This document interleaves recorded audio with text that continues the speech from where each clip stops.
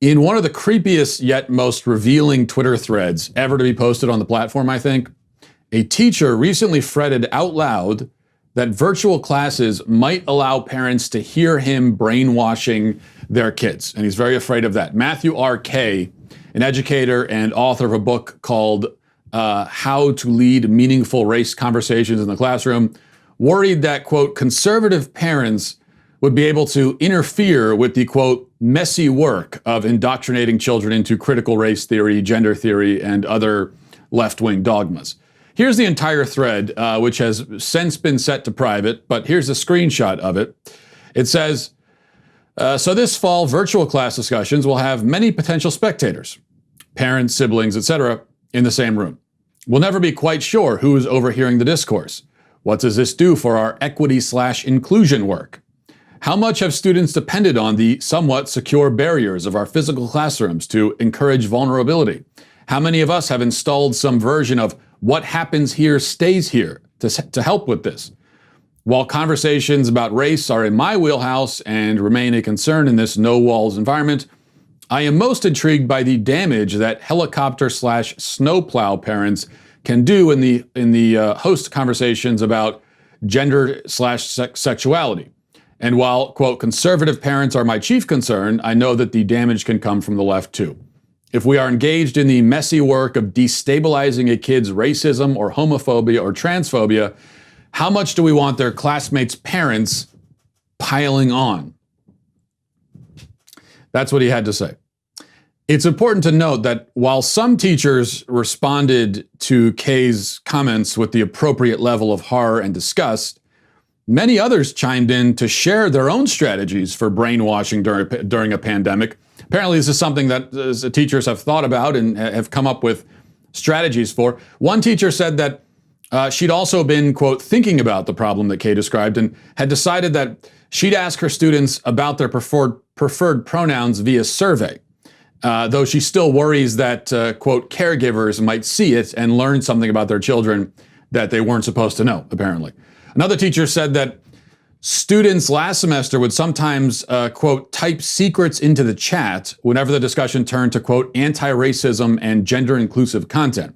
Another complained that a white parent, she made sure to specify white, in her district recorded a Zoom class and then, quote, filed a complaint against the teacher for an anti-racist read aloud, saying the teacher's commentary was inappropriate and biased. And this, the teacher says, is going to be an issue. A ninth grade teacher shared in the commiseration, saying that her class required students to, quote, read and respond to a news article. This is part of her class, but that participation in this exercise is stunted now because, quote, outsiders are listening. The outsiders, to be clear, are the children's parents. And another teacher with pronouns listed in her Twitter handle, so you know what she's up to, said that she plans to use the chat function more than voice lectures because she wants children to, quote, share that information with her in a, quote, parentless way. Then a science teacher agreed with all the sentiments expressed here, but summarized it bluntly, saying, parents are dangerous. And these are just the comments that were captured in screenshots before the tweets were all made private. Presumably, there is more where this came from. A lot more. Now, I think several points should be made here in response. First, this may seem like a side issue compared with the very large problems unwittingly or maybe not so unwittingly exposed by the thread, but it should be said that classrooms are certainly not safe places for children to be vulnerable. Students may say and do things when they're with their peers in school that they wouldn't say and do at home, but only a fool who doesn't understand the first thing about child psychology and the effects of peer pressure would assume that the child's at-school version of himself is the most authentic, much less the most healthy. The pressure to conform to the values and opinions of your peers in the classroom is immense and overwhelming and often suffocating for these kids. There's a reason why rejection and alienation by peers has contributed to a true epidemic of suicide among young people. Suicide is skyrocketing among young people. And in fact, the very same people who extol the classroom as a safe place for vulnerability will also tell us on different days and in different contexts that bullying is a major problem at school for today's youth, and many of them are driven to self-destruction because of it. So, which is it? Is the classroom a place for open and genuine dialogue where children can safely express their truest feelings and beliefs? Or is it a place rife with bullying and mockery where rigid conformity is demanded and those who fail to meet the demands are severely punished? It certainly can't be both of those things. And the answer is that it's much more the latter than the former.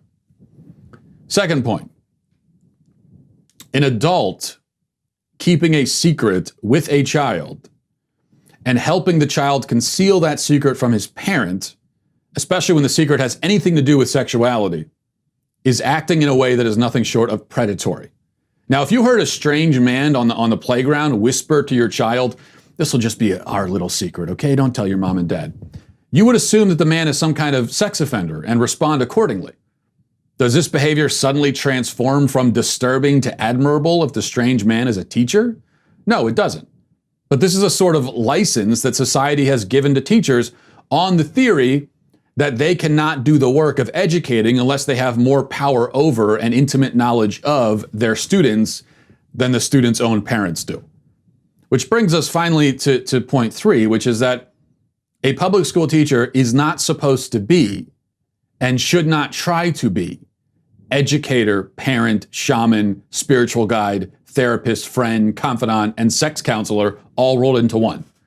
He is meant to fill only the first role of educator, and only in the subject that he's been assigned to teach, so it's very limited.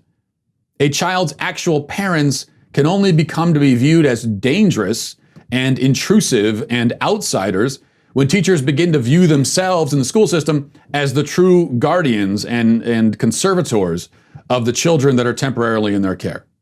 And that ultimately is the problem with the modern education system. Children are not old enough to be emancipated. They can't go out and live their own lives. They can't make every decision for themselves, or even most decisions for themselves. They must belong to someone, not to say owned like objects, but cared for and protected like the vulnerable and relatively helpless human beings they are. The fundamental question is, who do they belong to? Different cultures and different times and places have had different answers to that question. Here in contemporary American society, there are generally 2 ways of looking at it. Children belong to their parents, or they belong to the school system, which is to say, the government. In one vision, a child is a son or daughter. In the other, the child is a ward of the state. Only one of these visions is healthy, natural, and humanizing. Only one can properly facilitate a child's emotional, mental, intellectual, and spiritual growth.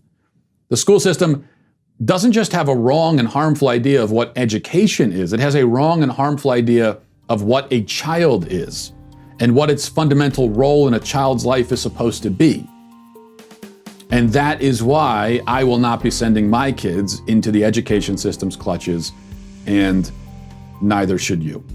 Well, I hope you enjoyed that clip from the Matt Walsh Show. If you did, go ahead and hit that subscribe button right down there so you can stay up to date on all of our future content.